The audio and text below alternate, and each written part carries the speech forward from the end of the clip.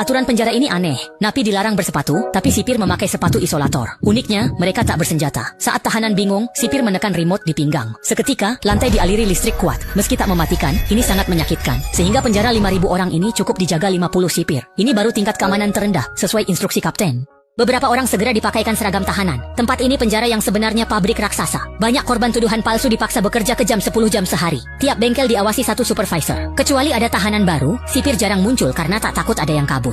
Upaya melarikan diri mudah dilumpuhkan dengan mengaktifkan lantai listrik. Untuk memacu produktivitas, tiap minggu, penjara mengevaluasi tiap bengkel. Hanya bengkel terbaik yang dapat hadiah, sisanya dihukum setrum. Maka, semua tahanan bekerja tanpa henti. Supervisor memerintahkan mereka cepat pahami produksi dalam sejam. Usai kerja, mereka balik ke asrama. Kamarnya sempit, mirip kapsul tidur. Semua alat ada di dinding, dan makanan dikirim lewat pipa. Makanannya berlimpah tapi rasanya aneh. Makanan enak hanya untuk yang berprestasi. Layar ini memantau sisa masa hukuman agar narapidana termotivasi. Tapi bulan lalu, masa hukuman semua orang mendadak berlipat ganda tanpa alasan. Saat semua orang mempertanyakannya, supervisor langsung membungkam diskusi itu. Jika terdengar sipir, akibatnya fatal. Saat itu speaker sel berbunyi tanda waktu tidur. Dalam 30 detik, napi harus di tempat tidur. Jika lampu putih lantai jadi merah, mereka mati tersengat listrik. Tanpa pintu pun mereka tak berani kabur. Esoknya, saat lampu kembali putih, napi mulai bekerja di bengkel. Penjara 7 lantai di atas laut ini punya banyak bangunan serupa. Tiap lantai memisahkan napi, sehingga mereka berkomunikasi lewat bahasa isyarat. Sepertinya ada kejadian besar, dan pendatang baru itu tak paham pembicaraan mereka. Mereka dipaksa bekerja tanpa henti. Dia pun perlahan mahir dalam alur produksi bengkel. Pengawas mendesak semua orang mempercepat kerja demi meraih peringkat pertama. Kini, waktu Lipinggu tinggal 1 hari. Namun tiba-tiba, seorang narapidana yang tak tahan tekanan penjara memilih bunuh. Dia naik ke atas dan melompat dari balok tinggi. Kehilangan 1 orang menghambat kemajuan mereka meraih posisi pertama. Jika gagal, mereka dihukum karena kini turun ke peringkat keempat. Meski semua bekerja keras, pria ini tak tinggal diam menunggu nasib. Begitu masuk, dia mencari cara kabur. Saat ke toilet, dia menggergaji pipa air. Namun baru sebentar pengumuman terdengar. Saat teman sekamarnya datang, dia segera merapikan alat lalu kembali ke bengkel. Sudah lama tidak bertemu. Saat mengantar napi baru, dia temukan celah besar. Sipir tidak memakai sepatu anti listrik, tapi tidak tersetrum. Hal ini membuktikan bahwa lift itu tidak berlistrik. Dia pun terpikir kabur dengan menghabisi para sipir dan merebut senjatanya. Tapi belum saatnya. Dia harus meyakinkan semua orang untuk kabur bersama. Apalagi sekarang ada anggota baru. Kerja mereka membaik, dan berkat upaya bersama, mereka juara dan bebas hukuman setrum. Namun hari itu, napi dengar kabar dari sel sebelah soal kejadian besar di lantai 2. Tanpa sempat bertanya, ruangan mendadak panas dan oksigen menipis, membuat mereka sulit bernapas. Dia sekarang datang ke sini, apa yang dia katakan? Apa yang ketat? Kemudian lampu di ruangan itu tiba-tiba padam, tetapi kembali normal setelah beberapa detik. Dia...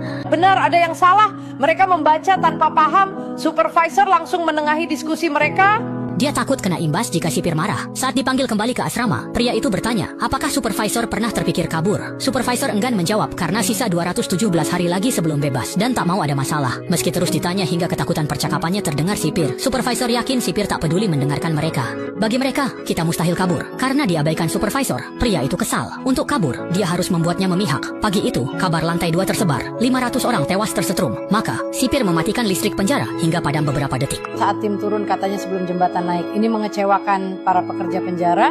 Hati supervisor mulai goyah, namun demi semangat tim, ia menyebutnya sekadar rumor. Sebelum kebenaran terungkap, ia meminta semua fokus bekerja. Namun, saat bekerja, seorang napi tua kelelahan dan limbung. Saat pulang, ia jatuh lemas. Supervisor memanggil dokter untuknya. Dokter itu juga sesama napi dan mereka saling kenal. Supervisor berharap dokter bisa menyembuhkannya. 40 hari lagi dia bebas. Namun kata-kata dokter membingungkannya. Dokter menyerah karena tak ada yang selamat keluar dari sini. Lalu ia menyiapkan eutanasia bagi si tua.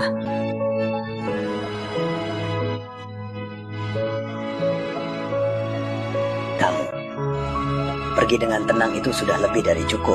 Bingung, dia bertanya soal kejadian di lantai 2. Lalu, dokter beralasan butuh kantong jenazah demi mengusir sipir di sampingnya. Pria yang baru bebas malah kembali dan memicu pembantaian. Mereka terkejut menyadari kebebasan itu ternyata bohong. Ternyata pembebasan hanyalah pindah dari satu lantai ke lantai lain. Tak ada yang benar-benar keluar. Saat ingin bertanya, sipir datang, mereka pun terpaksa kembali ke bengkel kerja. Pria itu merasa ini saat tepat menarik simpati atasan dan mulai membujuknya. Meski masih membantah, namun hatinya goyah dan mulai bertanya tentang rencana pria itu. Besok peluang sirna sebelum terlambat. Mending mati melawan ketimbang menyerah. Akhirnya, atasan setuju dan beberkan rahasia tak ada jalan keluar. Satu-satunya cara adalah melarikan diri sendiri. Orang-orang lain juga sudah muak dengan kehidupan di sini. Jadi tanpa ragu mereka semua setuju untuk bergabung dalam tim pelarian. Saat waktu bekerja tiba, pria itu diam-diam menerima batang besi dari rekannya, lalu pergi ke toilet dan menggunakannya untuk membuka pipa air, sehingga air di dalamnya mengalir keluar. Sementara itu, di sisi lain, sipir penjara bersiap untuk mengawal para tahanan baru masuk. Namun dia masih belum keluar dari dalam. Teman-temannya hanya bisa bersiap dan diam-diam mendoakannya. Akhirnya, sebelum ketahuan, dia berhasil kembali ke posnya dan saat itu air pun baru saja mengalir keluar. Saat tepat, dia memberi kode ke rekannya untuk memulai rencana. Mereka berpura-pura ribut hingga memicu kerusuhan.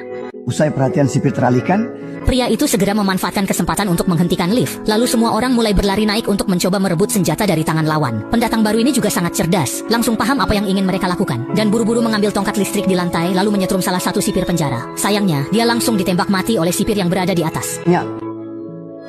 Begitu diperintah mereka mengambil senjata dan melemparnya ke atas. Meski kalah persenjataan dari sipir, para napi terus maju tanpa mundur, bahkan makin berani. Situasi kacau, lawan memanggil bantuan dan menyalakan setrum lantai. Semua naik ke meja, tapi yang lambat langsung tersetrum. Namun, aliran air merusak listrik hingga mode setrum gagal. Tak lagi terancam, kepala regu memerintahkan serbuan. Mereka maju bergantian. Saat itu, pria tadi berhasil naik, melumpuhkan 2 sipir, dan merebut senjata. Tak lama, mereka sampai di ruang kontrol. Saat itu, bengkel bawah mulai bocor, dan mereka tak tahu apa yang terjadi di atas. Bersenjata, para napi bak dewa. Sipir bukan tandingan mereka. Satu abai nyawa, lainnya takut mati. Namun, siaran terdengar. Penjara aktifkan setrum maut DLM 40 detik. Semua napi harus kembali ke sel. Untung, kepala regu dan pria itu tiba tepat waktu. Staf pun terkejut, tak mengerti mengapa napi bisa sampai di sana. Ketua regu menyuruh mereka mematikan sistem, dan tanpa senjata mereka terpaksa patuh. Merasa belum aman, ia mengancam mereka untuk memutus total listrik dan sistem air luar. Setelah itu, ia mengumumkan ke seluruh penjara bahwa mereka telah berkuasa dan mematikan listrik lantai. Jika ingin hidup, segera keluar sel, berjuang ke atas, dan habisi semua sipir tanpa ragu. Jika tim penyelamat datang, kita tak punya kesempatan lagi.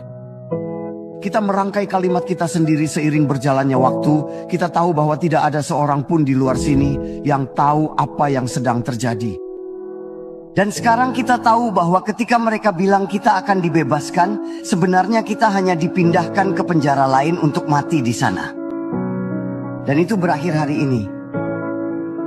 Saat ini hanya ada satu jalan keluar. Gedung ini adalah kita. Kalian harus lari, memanjat juga.